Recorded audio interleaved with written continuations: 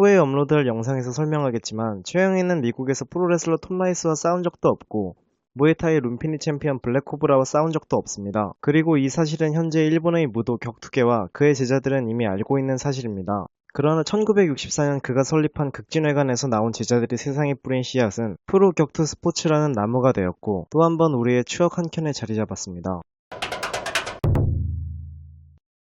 1960년대 일본 격투계는 태국의 무에타이의 강함에 궁금증을 갖고 있었습니다. 돈 냄새를 맡은 복싱 프로모터 노구치 오사무는 여러 무술의 격투가들이 싸울 수 있는 킥복싱이라는 이벤트를 생각해내고 과거 태국에서 무에타이와 싸워본 경험이 있다고 알려진 최영의를 찾아갑니다. 노구치는 태국 본고장 선수들과의 시합을 제안했고 최영의는 그의 제자들을 내보내기로 합니다. 당시 최영의 대신 수련생들을 가르치던 대리사범 쿠로사키 켄지가 이 원정의 감독 역할로 참여하게 되었고 이는 일본에 기사화됩니다. 1964년 구로사키는 당시 극진을 대표하는 후배 2명과 함께 태국으로 가게 됩니다. 하지만 막상 태국에 도착하자 주최 측은 2대2 대항전은 그림이 나오지 않는다고 한 명 더 선수를 요구하였고 감독역으로 가게 된 쿠로사키는 어쩔 수 없이 시합에 참가하게 됩니다. 쿠로사키는 당시 룸피니 스타디움에서 랭커였던 라위 선수를 상대로 분전하였으나 상대의 팔꿈치에 패배하였고 그러나 자신보다 10살 정도 어린 제자 같은 후배들은 경기에서 승리하여 이 사실에 쿠로사키는 더욱 충격을 받게 됩니다. 태국에서의 이벤트의 성공에 자신감이 생긴 프로모터 노구치는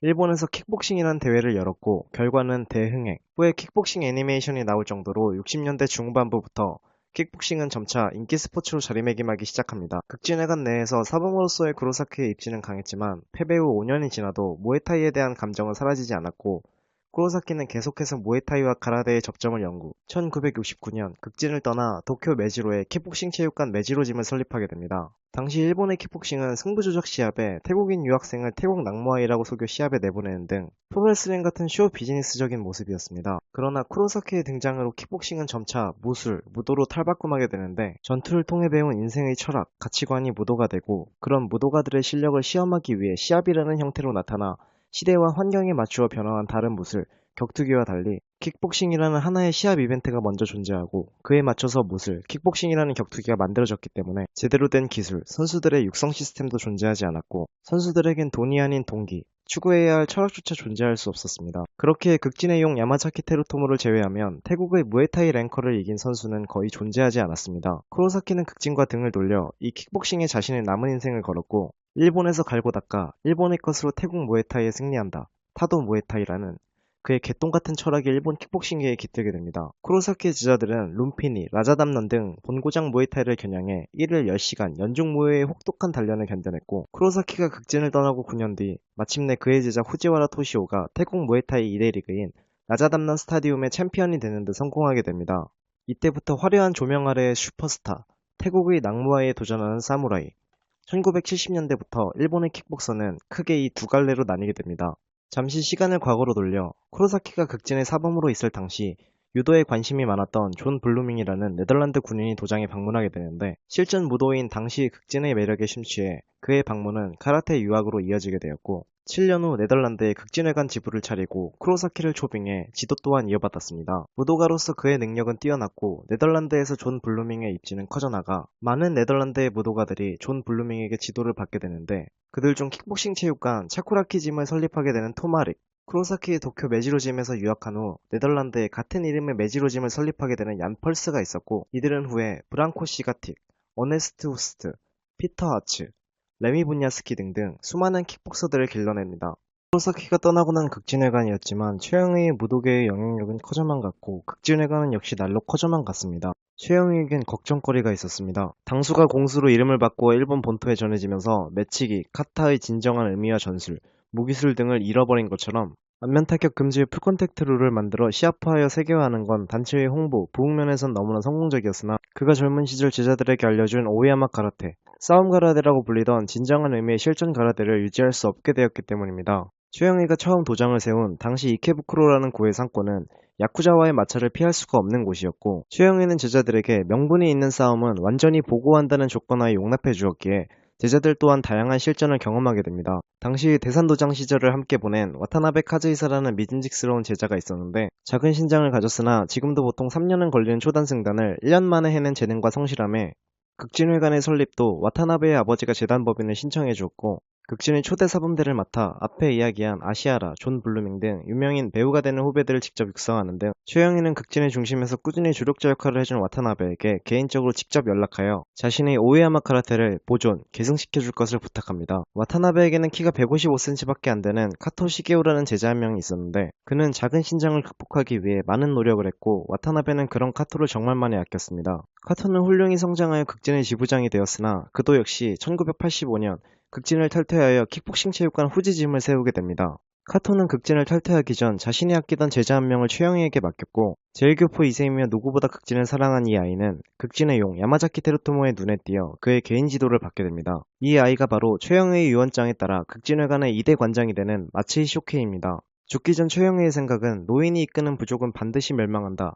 조직을 이끌 사람은 그 시대를 이해하고 있는 젊은이여야 한다는 것이었고 마츠이는 4회 세계대회 우승자에 당시 마츠이의 나이는 만 31살이었습니다. 그러나 최영희의 일본 가족은 유언에 의문을 품고 유언장의 유효성에 대해 소송을 제기했고 재판까지 이어져 도쿄 지방법원에서 유언장은 무효라는 판결을 받게 됩니다. 이 소동을 계기로 극진회관은 분열을 시작했고 극진가라들을 표방하는 단체가 난립하는 사태가 벌어졌습니다. 마츠이의 스승의 스승이었던 와타나베는 각 분파의 상담 고문역을 맡았었지만 그는 결국 극진을 위해 극진이라는 이름을 내려놓았습니다. 그리고 그는 남은 자신의 인생을 스승과의 약속을 지키는 것에 쓰겠다고 다짐합니다. 와타나베 카즈이사는 현재 만 84세로 날붙이를 든 상대와 싸울 때의 호법과 대처법, 상대를 빠르게 기절시키기 위해 목에 정권을 꽂는 전술 등 대산도장의 전승공수라는 이름으로 지금도 자신의 손이 닿는 곳에 최영희의 실전 가라데를 전하고 있습니다.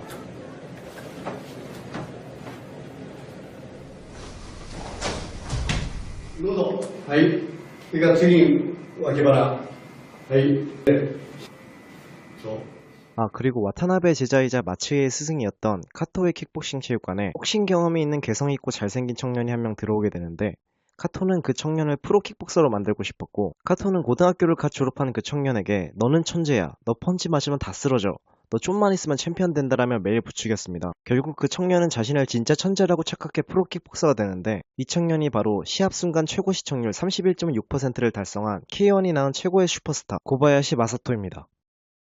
だから相手がもし手が長いなと思ったらこの程度でこの程度だったらもしこれで突きが来て届いてもこっちは金的入るからね足が長い 다시 한번 시간을 과거로 돌려 마사토가 유년 시절을 보낸 버블 경제의 환상을 맛보던 1980년대. 1980년대 당시 유럽에서 열리는 킥복싱 경기는 엘보우를 금지하였고 일본의 킥복싱, 무에타이 시합과는 많이 다른 모습이었는데 무에타이처럼 날카로운 미들킥과 넥클린치 중심의 경기 운영이 아닌 펀치를 치기 위해 킥을 차고 킥을 차기 위해 펀치를 쓰는 화려한 연타가 볼거리인 킥을 쓰는 복싱이었습니다.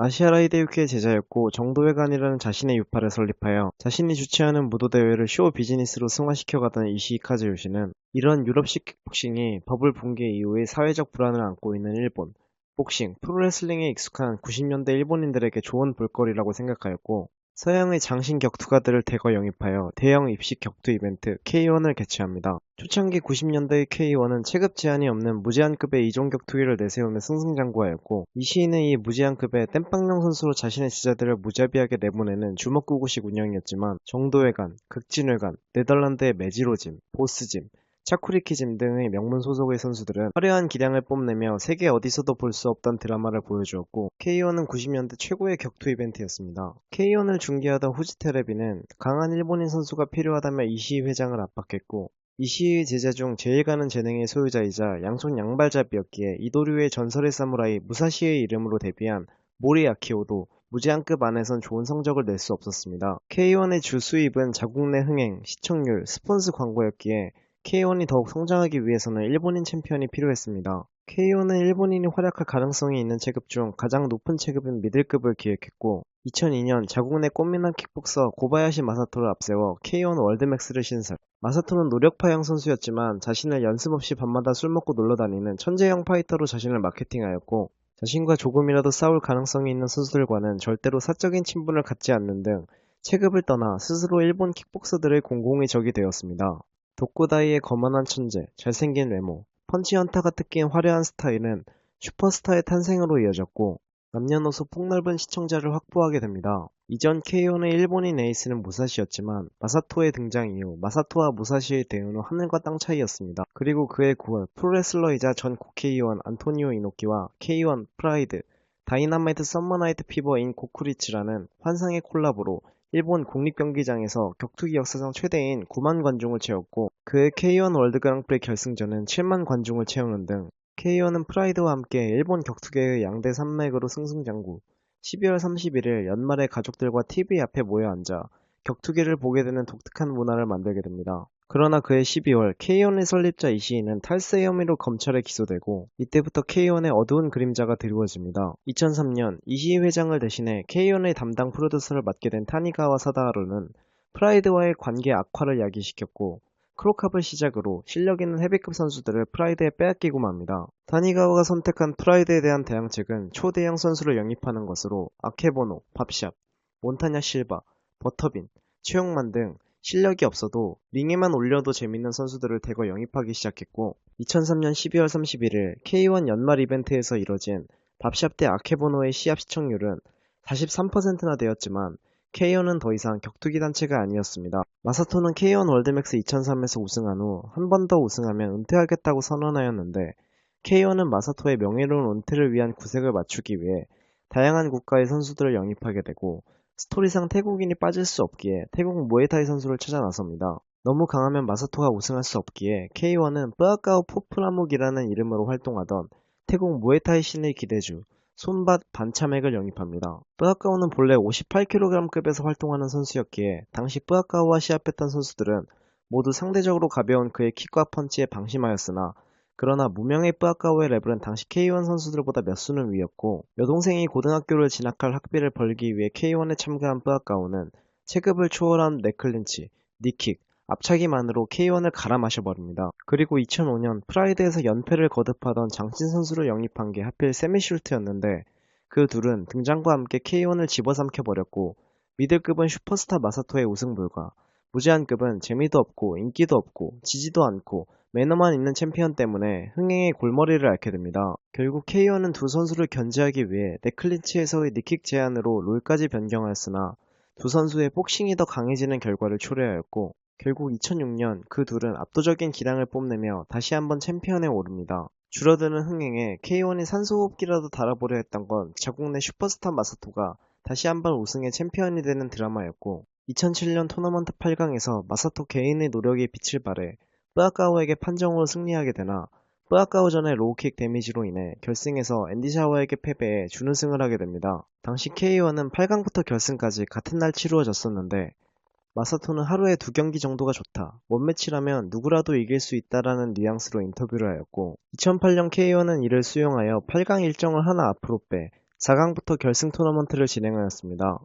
그런데 지금 생각해도 웃긴 점은, 시합을 치르면 거진 몸무게가 3kg나 줄어버리는 무제한급 선수들은 변함없이 지옥의 결승 8강 토너먼트를 진행하였다는 점입니다. 결국 마사토는 다시 한번 K1 월드맥스의 챔피언이 되었고, 다음에 자신이 한 번도 이기지 못한 앤디 사오에게 리벤지하고 은퇴. 마지막 불꽃이 꺼진 K1은 본격적인 쇠락의 길을 걷기 시작합니다. 당시 K1이라는 단체의 경기, 브랜드 자체의 권리는 2008년까지 형무소에 수감되어 있던 이시이가 갖고 있었기에 운영면에서 어려움이 많았고, K1은 재정난에 많은 선수들의 파이트 머니가 미납되는 등 말 그대로 망해가고 있었습니다. 후지 테레비, TBS, 니온 테레비 등 3사에서나 중계되던 K1이었으나 TV 중계 계약 연장에 실패, 메인 선수들의 타단체 계약, 운영회사 FEG의 파산, 다양한 기업에 매수 인수되면서 K1은 프라이드와 함께 팬들의 추억 속으로 사라지고 말았습니다. 그러나 서커스라고 비난받던 과거의 쇼 비즈니스적 성향을 버리고 복싱처럼 다양한 체급을 신설, 이제서야 비로소 스포츠 단체다운 운영을 보여주며 크게는 작지만 메이저 킥복싱 단체로서 현재도 이름을 이어가고 있습니다. 하지만 시대는 이제 그 누구도 K1 대 프라이드 등의 슈퍼파이트를 기대하지 않게 되었습니다. 격투기의 중심 시장은 더 이상 일본이 아니게 되었고, 공수가 대 낙무아이, 프로레슬러 대 킥복서, K1 대 프라이드의 이종 격투기에서 격투 스포츠 시대의 흐름은 이제 종합격투기로 바뀌어가게 됩니다. 준비한 영상이 볼만했다면 좋아요와 구독, 볼만하지 않았다면 싫어요를 꼭 눌러주세요.